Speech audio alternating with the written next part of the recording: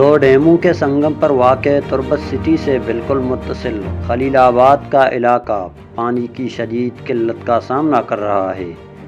علاقے میں boring system سے پینے کے لیے صاف پانی نکالنے کے لیے کوششیں تو کی گئیں، مگر یہ کوششیں بار آور ثابت نہ ہو سکیں۔ علاقے کے لوگوں کی مشکلات اور ان کا حل کیا ہے، آئیے سنتے ہیں انہی کی زبانی۔ ಈ ವಕ್ತ ಮೇ ಮಸ್ತ್ರಿ ಜೀಡ ವರ್ಗಿ ಆಪ ಜೀಡ آپ میں سر چیرائیں بلے بل وقتی آشتی وشیں ورگی آپے و مار اری آپا چیزیں باہر و مار واغی میں روٹے کے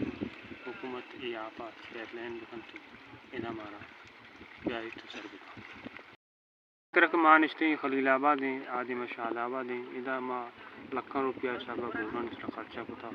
اور یہ آپ کیسے سورا روز کسی آپ سوچتے بیان ناقابل ورگا تو ہمیش کا یہ وشیں آپ ہی نزدیکائیں میں بائی یہ پیپ لین بھی تمہارا سر کنک بھی باقی مخلوق تھی یہ لوگ دزبندی ہوا داری سر کرنے میں آپ ہمارا لوگوں نے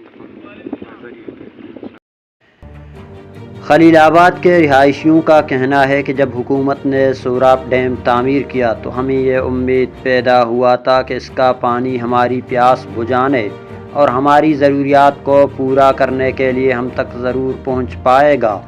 لیکن سوراپ ڈیم کی تعمیر کے بعد گرک ڈیم بھی بن گیا، مگر ہماری دسترس سے اب بھی صاف پانی دور ہے۔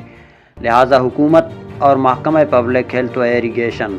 ہماری پریشانی کو مد نظر رکھتے ہوئے خلیل آباد تربت کو صاف پانی فراہم کریں۔